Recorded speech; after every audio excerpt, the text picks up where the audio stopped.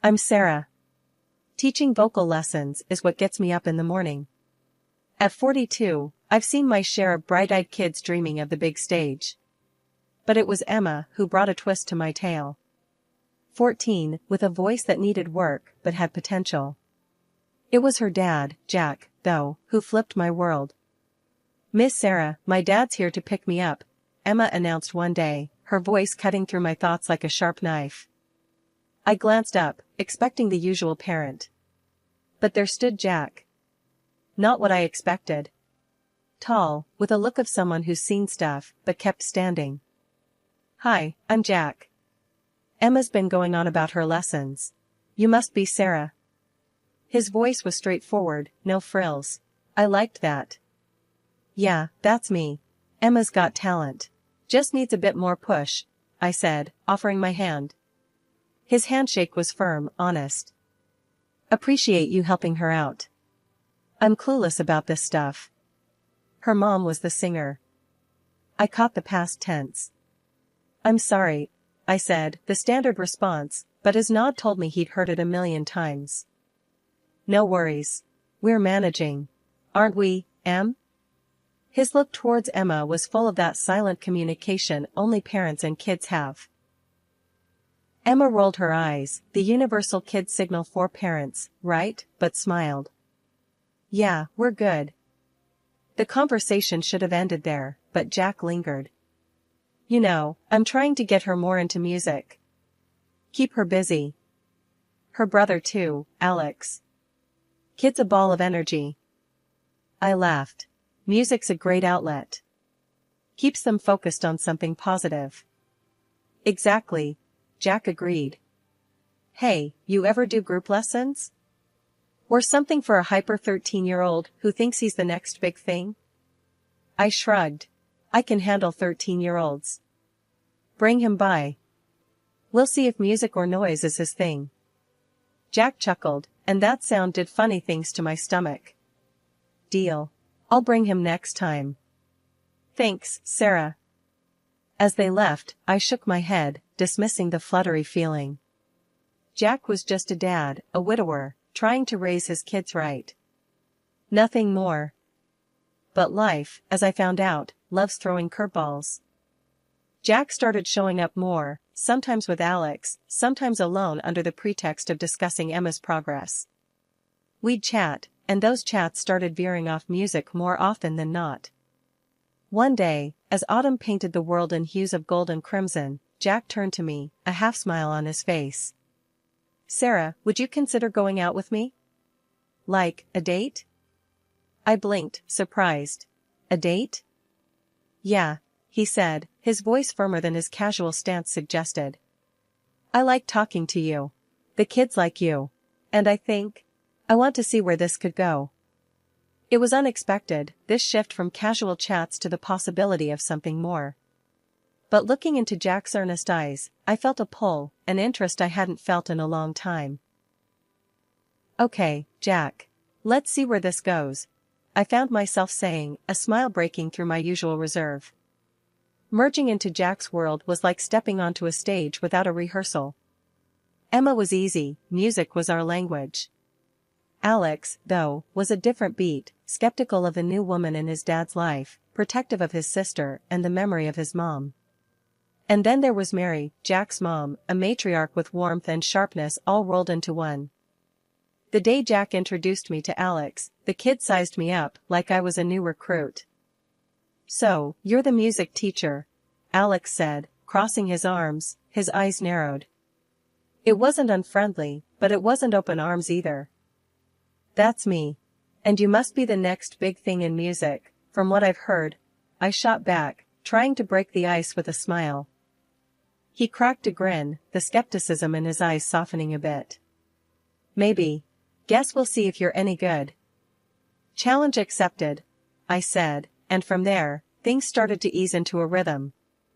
Alex had energy for days and a curious mind. He didn't take to music like Emma, but he respected the passion behind it. Meeting Mary was another story. She had a reputation for being tough as nails, with a heart of gold hidden somewhere beneath.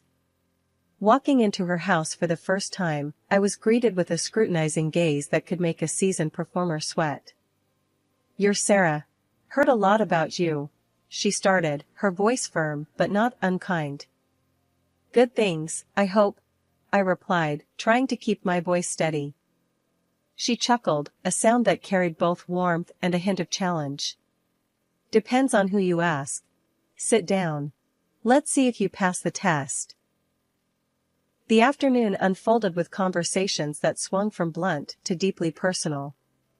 Mary didn't hold back, asking about my intentions with her son, my thoughts on family, and my ambitions. It was like a verbal sparring match, but beneath her tough exterior, I saw glimpses of the love she had for her family. "Jack's been through a lot. The kids, too.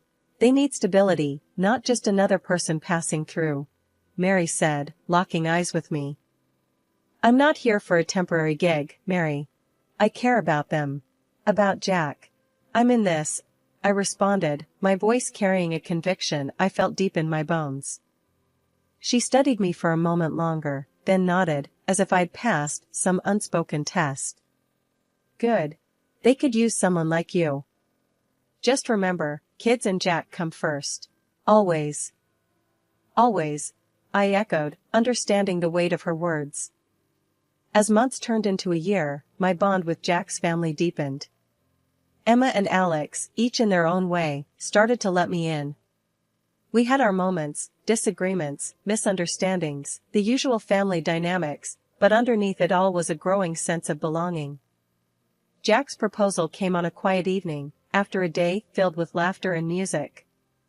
It was simple, no grand gestures, just him and me, and a question that promised a new chapter.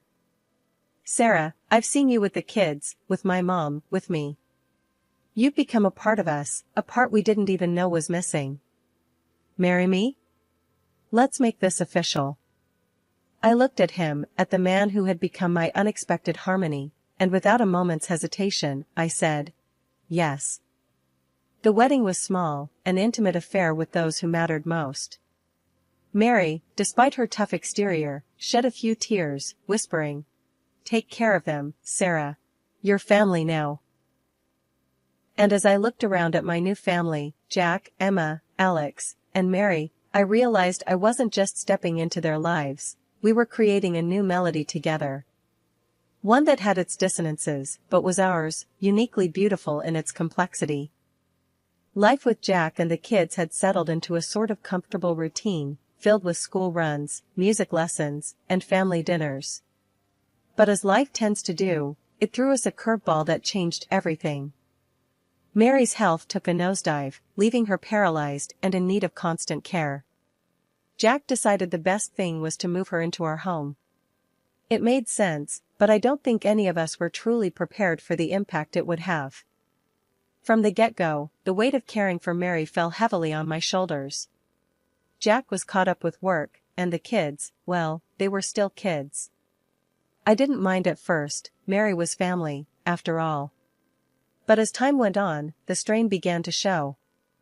One particularly tough day, after a grueling session of trying to get Mary comfortable and dealing with a mountain of household chores, I sat down at the kitchen table, feeling utterly defeated. Mary had been particularly difficult, refusing to eat or take her medication, and Jack had been no help, locked away in his office. I was so lost in my thoughts that I didn't hear Jack come in. He stood there, watching me, an unreadable expression on his face. "Sarah, we need to talk," he said, his voice void of the warmth it once held. I braced myself, knowing this conversation wouldn't be good. "What's up?" "It's about my mom. And you. You seem off lately. Not handling things as well as you used to." I stared at him, incredulous. "Off? Jack, I'm doing everything I can. I'm tired. I'm stressed. I'm trying to be there for your mom, for the kids, for you. And it's never enough." He took a step back, as if my words were physical blows. "I know you're trying, but it's not just about effort, Sarah. It's about results. And right now, we're not seeing them." His words were like a slap in the face. "Results? As if I was just another employee failing to meet my targets, not his wife, struggling to keep our family together. Years rolled by, each one more challenging than the last. Mary's condition didn't improve, and my relationship with Jack and the kids, especially as they grew into adults, became more strained. The once vibrant connection I shared with Emma and Alex, built on music and mutual respect, faded into polite indifference. Then Mary passed away. It was a difficult time for all of us, a period marked by grief and reflection. I thought, naively, that maybe this would bring us closer, that shared sorrow would mend the cracks in our family. But I was wrong. After the funeral, things took a turn for the worse. Jack's demeanor changed overnight. The man who once looked at me with love and gratitude now regarded me with disdain. "You're just not the same anymore, Sarah," Jack snapped one evening, his words laced with a bitterness that caught me off guard. "You've let yourself go. You're old, you're ugly. I'm tired of you." I stood there, shocked. His harsh words felt like a physical blow, leaving me speechless and hurt. "Jack, how can you say that? After everything?" I started, but he cut me off. "Everything? You mean taking care of my kids and my mother? That was your job, Sarah. I tolerated you because you did the chores, nothing more." His words were like a knife, twisting deeper with each syllable. And the kids, now adults, weren't any better. Emma, once my closest ally, turned cold. "You really have no one but us, and you're pushing even us away. You're just a lonely, useless woman," she said, her voice void of the warmth it once held. Alex was no kinder, seizing every opportunity to belittle me. "You should be grateful we even let you stay here," he sneered whenever he passed me in the hall. I couldn't believe these were the same people I had loved and cared for, had considered my family. The transformation was stark, their contempt for me a constant reminder of how much had changed. It wasn't just the emotional toll, my body began to betray me too. My legs, once strong and sure, now ached with a pain that made every step a chore. The doctor's words were clinical, detached, but they hit hard. "It's chronic," he said, scribbling something on his pad. "You'll need to manage it, adjust your activities." Adjust my activities. As if my life wasn't already a series of adjustments, concessions to a family that saw me as nothing more than a burden. One day, as I struggled to stand after a long bout of cleaning, Jack walked in, his eyes scanning the room, always looking for something to criticize. "What's wrong with you now?" he asked, his voice dripping with impatience. I tried to steady myself, to push past the pain. "My legs," I started. "They've been really bad today," the doctor said. He cut me off with a wave of his hand, a dismissive gesture that felt like a slap. "Always something with you, isn't it? Can't even rely on you to do the basic chores around here without making a big deal out of it." Teaching at the private school, my passion and my escape, became impossible. Jack's reaction to my diagnosis was as cold as ice. "So, what? You're just going to sit around all day now? Great, another mouth to feed without any use," he sneered the day I told him about my condition, his words cutting deeper than the sharp pain in my legs. I wanted to scream, to tell him how much he was hurting me, but I knew it would only make things worse. So, I bit back the pain and the tears, trying to find some way to navigate this new reality. Living in Jack's house became a daily reminder of my dependence. I was reduced to limping around, trying to keep the house in order, cooking meals that were often met with criticism or indifference. The pain was constant, a sharp reminder of my predicament, but I pushed through, terrified of what would happen if I stopped. Jack and the kids lived as if nothing had changed, as if my struggles were just a minor inconvenience to their lives. The inheritance from Mary's passing seemed to ignite a spending spree, new gadgets, clothes, jewelry, all flaunted in front of me as if to underscore my exclusion from their lives. "You should be grateful we're keeping you around," Jack would say, a cruel smile playing on his lips. "Without us, you'd be on the street. Remember that." Emma and Alex took their cues from their father, treating me more like an unwanted servant than a stepmother. "Don't forget to wash my new jeans, Sarah." Wouldn't want them ruined like you ruin everything else, Emma would toss over her shoulder, her words sharp as knives. Alex was no better. Make sure dinner's on time tonight. We've got places to be, and we can't wait around for you to limp around the kitchen, he'd say, his disdain barely veiled. I harbored fantasies of leaving, of finding some way to reclaim my independence and dignity. But the reality was harsh. With no income, no savings, and a body that betrayed me at every turn, I was stuck. My dreams of escape seemed just that, dreams, distant and unattainable. In the midst of my lowest point, feeling trapped and useless, I stumbled upon something that sparked a flicker of hope in me. It was during one of those long, sleepless nights, scrolling aimlessly through the internet on my old, barely functioning laptop. I found a forum for vocal teachers giving online lessons. The idea struck me like a lightning bolt. The next day, with the house empty and my heart pounding with a mix of excitement and fear, I set up a makeshift studio in the corner of my room. I wasn't sure if anyone would be interested, but I had to try. I recorded a simple introduction video, my voice shaky but determined, and posted it online. To my astonishment, inquiries started coming in. People were interested in learning from me, despite my physical limitations. For the first time in what felt like forever, I felt valued for my skills and knowledge. Jack and the kids noticed the change in me, but didn't know the cause. "What's got into you?" Jack asked one evening, his tone suspicious as he caught me humming while preparing dinner. "Just feeling a bit better today," I replied, keeping my eyes on the task at hand, hiding the fear that he would disapprove or, worse, try to stop me. He snorted, dismissing my response. "Well, don't get too happy. You've still got your duties around here." I nodded, my heart sinking, but I didn't let his words deter me. The hours I spent teaching online became my sanctuary, a place where I could be myself, share my love for music, and forget, even if just for a little while, the pain and humiliation I endured daily. I invested the little money I made from teaching into better equipment, slowly but surely building my online presence. The physical pain was still there, a constant reminder of my limitations, but when I was teaching, it receded into the background, overshadowed by the joy of connecting with my students.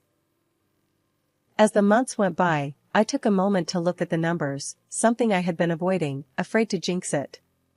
But there it was, clear as day on my screen. I was making money. Real money. More than I ever made teaching at the private school. More than I ever thought possible from the confines of this oppressive house. And shockingly, more than Jack made with his so-called prestigious job. I remember sitting there, staring at the figures, a mix of disbelief and triumph washing over me. For so long, I had felt like a burden, a financial leech in Jack's eyes, but here I was, earning my own way, and not just scraping by but actually doing better than him. For a moment, I let myself bask in the success, allowing the numbers to speak for themselves. I was doing this. I was making it happen, despite everything that had been thrown my way. It was a silent victory, one I couldn't share with anyone in the house, but it was mine all the same. The betrayal that came was not just a single moment of cruelty, but a culmination of years of disregard and contempt, crystallized into one devastating dinner conversation. There we were, sitting around the table, me serving them as I always did, when Jack decided to drop his bombshell with a smirk that I had come to loathe. "I got promoted at work," he started, and for a brief, foolish moment, I thought maybe this was good news, something positive for once. But then he continued. "So, I bought a new house. A better one, fitting for my status." That's when the air around me grew cold, my hands stilled, the plate I was holding nearly slipping from my grasp. Before I could even muster a congratulations, he landed his cruel blow. "And I'll be moving there with the kids." "Not you. You're not coming." His words were like a slap, but the mocking laugh that followed was a knife to the heart. "I mean, come on, Sarah. Did you really think you'd fit in? An old limp like you? No, it's time I found someone younger, more suitable." The laughter that erupted from Emma cut even deeper. Yeah, and guess what? This old house? Sold. Enjoy the streets, Sarah. I stood there, frozen, as he slid the divorce papers across the table. The audacity, the sheer coldness of it all, was staggering. Yet, as I looked at those papers, something within me refused to break. I didn't cry, didn't plead. I simply signed them, each stroke of my name a silent vow to myself. When morning came, I was ready. Jack and the kids watched with a mix of surprise and that familiar contempt as I hauled my bags to the door.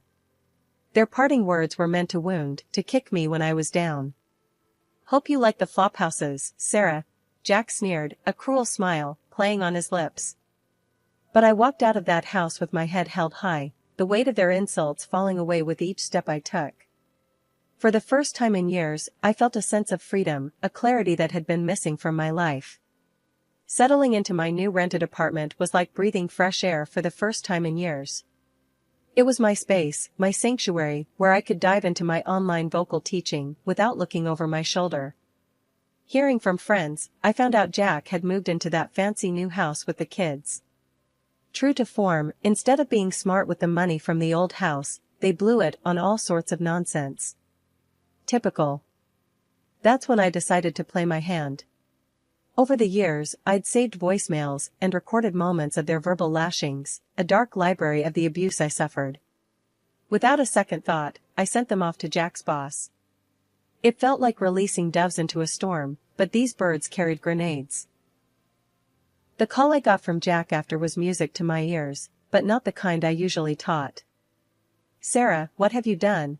he screamed into the phone, his voice a mix of rage and panic. "They're demoting me, cutting my salary. How could you?" In the background, I could hear Emma and Alex, their voices shrill, hurling insults my way. But their words felt distant, inconsequential. "Oh, Jack," I said, a laugh bubbling up. "Looks like you're the one who might end up without a roof over your head. Meanwhile, I'm here, thinking about buying my own place. How the tables have turned." The silence that followed was sweet, filled with their disbelief and shock. Then Jack, ever the beggar now, started his plea. "Sarah, please, you have to help us. We could lose the house. The kids, think about the kids. We'll take you back, I swear. We'll do anything." Hearing them grovel, offering to take me back as if they were doing me a favor, was the cherry on top. Take me back? To be your maid again? No, thanks. I've got better things to do. Hanging up the phone, I felt a weight lift off my shoulders, a final closure to a chapter of my life that had brought me nothing but pain. They were desperate, flailing in the mess they'd made, and for once, I wasn't there to clean it up.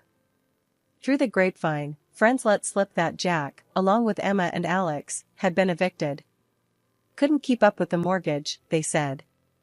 Now, they were crammed into some small apartment, the kids juggling jobs to make ends meet. The twist of fate wasn't lost on me. After everything they put me through, there was a bitter taste of justice in the air. Can you believe it? I mused aloud during a call with one of my closest friends from the teaching community, Lena. Jack and the kids, scrambling to keep a roof over their heads. After all that talk about me ending up in a flophouse. Lena's laugh crackled through the phone. "Karma's a real kicker, ain't it? You, on the other hand, are living proof that what goes around comes around. You're doing amazing, Sarah." Then came the opportunity of a lifetime. A well-known music school reached out, having heard of my teaching success. They offered me a position, not just as a teacher, but as a coordinator, for their online program. It was more than a job, it was recognition, a chance to influence and inspire on a scale I had never imagined. As I sat down to sign the contract, a wave of gratitude washed over me. To think, not so long ago, I was convinced my life had crumbled beyond repair. And now, here I was, signing a contract that was not just a job offer, but a symbol of my journey from darkness into light. The celebration that night was simple, just me and a few close friends I had made along the way, including Lena, who had quickly become a pillar of support and friendship. As we raised our glasses in a toast, Lena leaned over and whispered, you're an inspiration, Sarah. You've turned your life into a symphony of success." Her words struck a chord, and I found myself overwhelmed with emotion. "Thank you, Lena. It's been quite the journey. But you know what? I wouldn't change a thing. The hardships, the pain, it all led me here, to this moment, to a life I can be proud of." As the night wore on, filled with music and laughter, I realized that this was more than just a new chapter. It was a whole new book, a story of triumph over adversity, of finding harmony in the chaos.